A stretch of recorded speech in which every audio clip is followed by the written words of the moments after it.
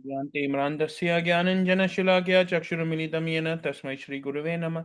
नमो ॐ विष्णुपदाय कृष्णपृष्ठाय भूतले श्रीमते मधुसूदनाय बापूजी इति नामिने नमस्ते मधुसूदनाय भक्तिपादप्रियाय ते दुर्लभ Krishna भक्त्यति सर्वकारिणे। So Hare Krishna. Today we are reading chapter 4, shlok number 34. From the previous shlokas, as we were reading yesterday, from 25 onwards, right? From 25 onwards, where some yogis worship the demigods by offering different sacrifices to them. Right? Krishna is speaking from 25, shlok number 25 to 33. Right? 9 shlokas Krishna is speaking. 8 shlokas actually, sorry, Krishna is speaking. And this shloka over here, he finally, it is like that, the next step out of all of that, what we have heard. So there are many, many ways for self-realization, but all of them are hard. And it is not guaranteed that it can be achieved in one lifetime. And it is not even guaranteed that you will go back to that supreme abode of Lord Krishna. Right? So over here, Krishna is telling Arjuna, Tadvidi pranipatena pariprashnena sevya uptakshite uptakshite te jnanam jnanis tattva darshana. Right? Just try to learn the truth by approaching a spiritual master. Krishna is saying that there are all these ways from which we can learn, or sorry, from which we can get liberated. We can become self-realized, right? But over here he's mentioning the easiest way of them all. Just try to learn the truth by approaching a spiritual master. Inquire from him submissively and render service unto him. The realized souls can impart knowledge unto you because they have seen the truth. So over here it is being said that spiritual master has seen the truth. Who have they seen? What truth have they seen? What have they realized? They have realized that Krishna is the supreme personality of Godhead. Krishna Vande Jagat Guru. Right? That Krishna, everything, all of us are part and parcel of Krishna. Over here, Krishna is standing in front of Arjuna. And Krishna, remember one thing, is very possessive. Everywhere he's saying, Mam Ekam Sharanam Vraja. Just surrender unto me. And everywhere else, he's not recommending that you go to another demigod or you go somewhere else. He's very possessive. Krishna wants to be the only one in our life. But over here, Krishna himself, nowhere else has Krishna recommended that you go to Lord Shiva, you go to Lord Brahma, you go to a demigod, you go to Mata Rani. None of this. But over here, he is recommending just try to learn the truth by approaching a spiritual master. And these days, it has become actually very difficult to identify who is a bona fide spiritual master and who is not. Just like how, the a lot of the brands, Louis Vuitton, Rolex, Van Cleef, right? All of these things in the market, if you go, you'll find their first copy, a duplicate of that. It looks exactly like that. So when people wear that, something may be selling Rolex watch for 15, 18, $20,000, and you get a copy of it for $50, $100. And you wear that and people think, wow, this person has a Rolex. Right? They don't know what is real, what is fake, because they're not sitting there telling you, okay, open your watch, let me check, is this the real one, and inspecting everything. So similarly, in the Kali Yuga also, there's the bona fide spiritual master and then there are copies. It is very hard to differentiate. Bona fide spiritual master is one who comes from Guru Parampara, that who has been a disciple of Krishna, right? And they then have disciples, and then they have disciples, and all of the knowledge is coming down from the Parampara. So there is whoever our spiritual master is, they should have a spiritual master. Their spiritual master should have a spiritual master, and all of the spiritual master, that whole kind of chart, the lineage should go all the way back up to Krishna. Right? That is who a bona fide spiritual master is. That is who Krishna and the acharyas have recommended as the bona fide spiritual master. It is not that one day someone wakes up and says, okay, now I'm enlightened. Right? So that bona fide spiritual master. And when we talk about our spiritual master, right, we cannot, it is incomplete without talking about Lord Balram. Tomorrow in the US is Balram Jayanti. So it is fasting till 12 noon tomorrow for Balram Jayanti, if you can. Right? Full fasting even from water till 12 noon if you can. Otherwise, try to fast with fruits, water, milk, etc. And even if that is not possible, then you can eat grains or anything else also. And so tomorrow is the auspicious appearance day of Lord Balram. The Acharyas have described that Lord Balram is so beautiful, just like Krishna. In fact, they've described that Krishna and Balram are not different. It is just that Krishna is Sham Varna, he is dark colored, and Balram is white, like pure milk, like that, white. What is at front door? It is Krishna is like Balram is like pure white like that. And Krishna is Shamvarn, right? He's blue, gray. So that, and then you will say, then what? There's one more difference our acharyas have actually mentioned, and that is that Krishna is the supreme personality of Godhead, right? And his first expansion is Balram. And when he expanded Balram as Balram, Lord Balram is actually Krishna himself, but in the form of a servitor. Like Balram always has a service attitude. In fact, whenever we even approach Lord Krishna, we first take the mercy of Lord Balram. That's why if you see when Jagannath, Baladev, Subhadra deities are there, right, and they are always here. They are always Lord Jagannath, Baladev, Subhadra always here. You will see that Lord Balram is first. When we put our heads down, when we bow down, right, we bow down to that Lord Balram first to take his blessings to Subhadra Manani and then to Lord Krishna. Because Lord Balram is actually Guru Tattva. So our spiritual master also, right, is actually an expansion of Lord Balram. Because Balram is the Guru Tattva, which means that Lord Balram is is the inspiration that we keep forward first. And with his blessings, because he has served Krishna so much, we seek his blessings for the knowledge, for the service attitude on how to be able to serve Krishna, how to be able to serve our spiritual master. So it is very important. And in fact, even when you go to a lot of temples, ISKCON temples specifically, first you will see that there is Gaur Nitai deities, Sri Nityanand Prabhu and Chaitanya Mahaprabhu. Nityanand Prabhu is the expansion of Lord Balram when Chaitanya Mahaprabhu manifested on this earth 500 years ago. So we first seek the blessings of Nityanand Prabhu, who is none other than Lord Balram.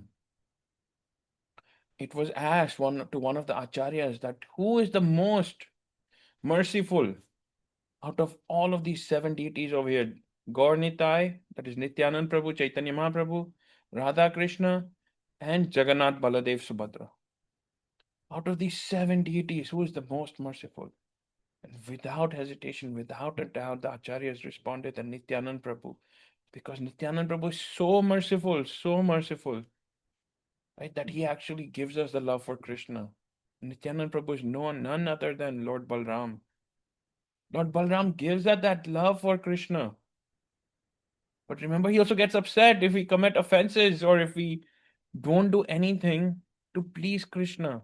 And if we're doing something to hurt Krishna, right?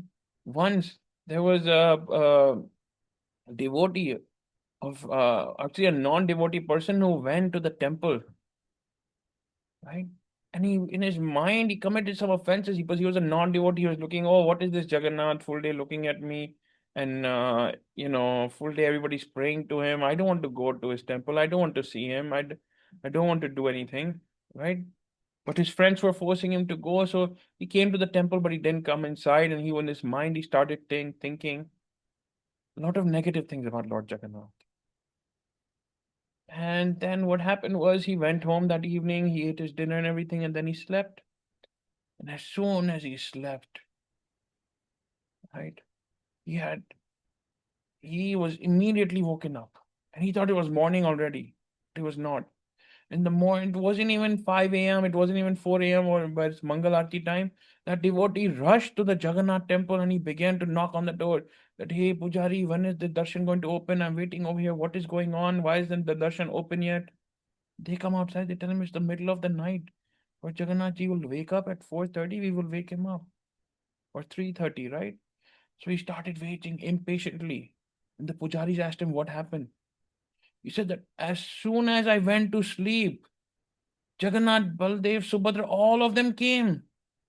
And they started Balram came first towards me and he started beating me up. Right? And that other in the middle, he did not know that was Subhadramani. That other girl kept on telling him, do not leave him, hit him harder. And he kept on hitting me. And Jagannath over there was telling them, stop, stop. He loves me. He's my devotee. Please stop. Don't do this to him. But Balram was not listening. Lord Balram, that Lord Balram will forgive anyone, anything. Not if we commit offenses against Krishna, against our spiritual master.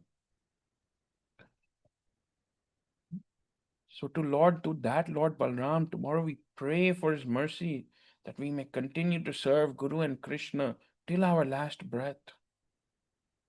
And if we commit any offenses, please forgive us, hey Balram. Please teach us. You are Guru Tattva. You are our spiritual master, right? And over here, what is Krishna saying? Just try to learn the truth by approaching a spiritual master. Krishna says, Ma mekam sharanam raja, just surrender unto me. A spiritual master says, go surrender unto Krishna. Once Guru Nanak Dev Ji, right, was going around the earth, and this is the power of spiritual master of how they test us, right? Because they have the supreme knowledge, right? And they impart that knowledge onto us by their mercy. We're not eligible to receive this knowledge. And they impart that knowledge onto us by their mercy. So once when Guru Nanak Dev Ji was going around this earth, two friends came to meet Guru Nanak Dev Ji. And they told him that we want to take Diksha from you. Right? We are looking for a spiritual master. And we think you are our spiritual master. And so Guru Nanak Dev Ji said, okay, it's become very late today. You guys go to sleep. In the morning we'll wake up and then we will discuss further. They both said okay. And that night, then it was the middle of the night, it was 2, 3 a.m. Guru Nanak Dev Ji woke up one of the friends. He told him, go, get up. It's morning outside. Go shower and come. And then let's talk about how you want to take Diksha and you know what to do. And let me give you the mantra. And so he got up. He went outside. He did not see the sun. He did not see anything. He said, it is still the middle of the night. Why is Guru Nanak Ji saying that it is the morning? So he came back to Guru Nanak Dev Ji and he said, Guru Nanak Ji, it's still dark outside. It is the middle of the night. It's not morning yet. So Guru Nanak Dev, oh, okay, okay. Guru Nanak Ji told him that you go sleep and then, you come back in the morning. That person went out to sleep. Then Guru Nanak Dev Ji went and woke up the second friend. Told him it's morning outside. Get up, shower, and come and let's talk about your Diksha.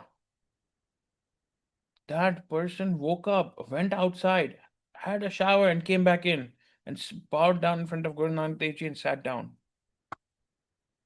Guru Nanak Dev Ji asked him, "Didn't you see it is dark outside? It's not morning yet. So why did you shower and come?" He said that you are my spiritual master. If you tell me that it is day, then maybe I am not seeing it properly, or maybe I may not be seeing the sun, or I may be mistaken. But if you have said that it is daytime, then it is definitely the morning time.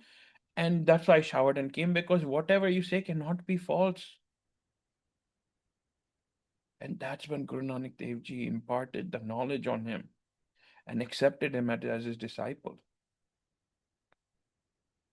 Right? Because the spiritual master have seen, right? And they have realized the supreme truth. They have seen the truth over here, it is written. They have seen. They know what is Golokdhan. They know who is Krishna, who is the supreme personality of Godhead, who is demigod. Right? They have seen the truth. So we should surrender unto our spiritual master, serve them, and then inquire. Hey, spiritual master, hi, Guru Maharaj, how? Or what is this? Or what is life about? What is the goal of life? Once there was a devotee actually who to whom Lord Ram asked, right? That if you had to pick between your spiritual master or me, who would you pick? Right? Ask this question to all of yourselves, also all of us. We should ask that who would we pick? That devotee responded, I would pick spiritual master. Lord Ram asked him, why when you have me in front of you? The devotee said that the spiritual master is the one who has guided me and told me about you and told me that you are Ram. If he wouldn't tell me you are Ram, I wouldn't know anything today. I may mistake you for somebody else. I wouldn't even know who Lord Ram is, who Krishna is. Remember, if our spiritual master tells us that there's a rock and that rock is Krishna, we should start praying to that rock immediately.